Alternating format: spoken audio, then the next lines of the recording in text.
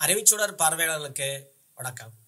இன்றைய காணொலியில் நம்மளுடைய இணைஞ்சிருக்கிறது நமது திராவிட முன்னேற்ற கழகத்தினுடைய தேர்தல் பணிக்குழு செயலாளர், ஆற்றல்மிகு செயல் வீரர், மேலாள் சட்டமன்ற உறுப்பினர் இள புகழேந்தி அவர்கள்.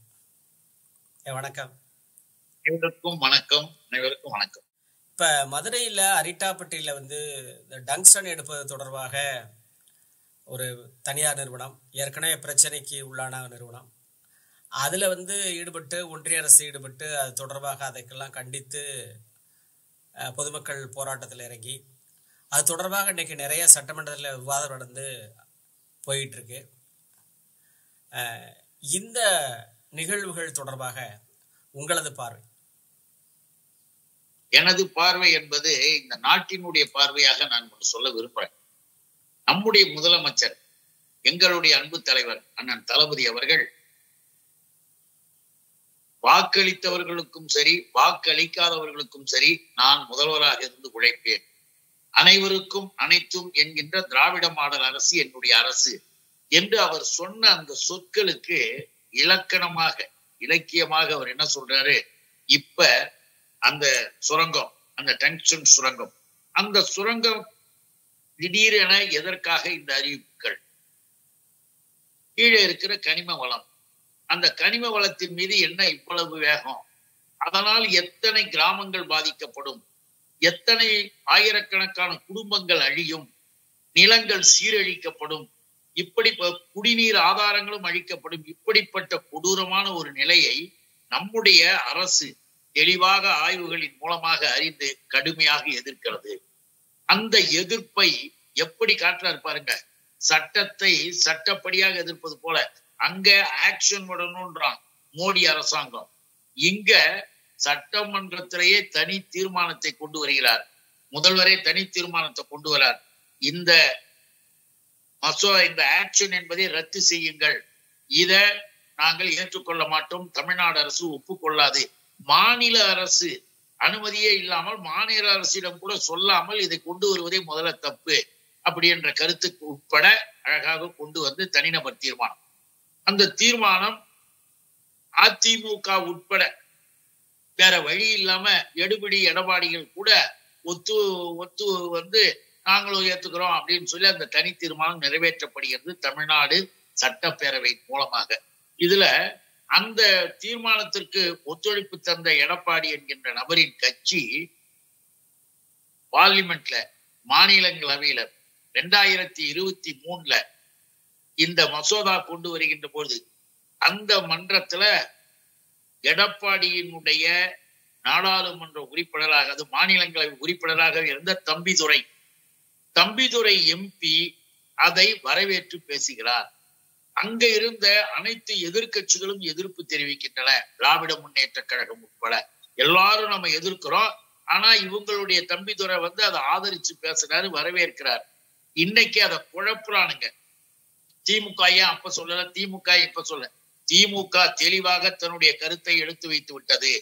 ஆளுகின்ற பொறுப்பில் இருக்கின்ற திராவிட முன்னேற்ற கழகம் மாநில அரசிடம் இல்லாமல் எப்படி நீ அதை செய்வ, மாநில அரசு என்ற முறையில எதிர்க்கிறோம் என்ற கருத்தை ஏற்கனவே சொல்லியாச்சு. அதையும் மீறிதான் அவர்கள் இன்றைக்கு அந்த அறிவிப்பை சொன்னாங்க.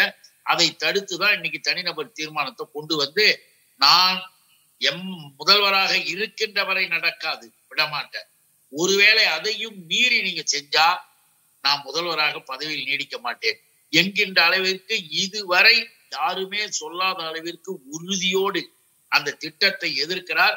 இப்படி எதிர்க்கிற அந்த திட்டத்தை ஆதரித்த எடப்பாடி கூட்டம் இங்க நம்ம மேல பழியை தூக்கி போட்டுக்கிட்டு நாங்க அப்படி செஞ்சோம் இப்படி செஞ்சோம்னு நாடகம் அடிக்கிட்டு இருக்கிறது வெளிப்படையா தெரிஞ்சிச்சு. ஏன்னா தம்பிதுரை பேச வீடியோவே போச்சு, அதை ஆதரிச்சு பேசுறது எல்லாரும் பார்த்துட்டாங்க. இப்ப முகத்துல அடிச்சா மாதிரி, ஆணியால் அடிச்சா மாதிரி போய் உட்கார்ந்துட்டானுங்க.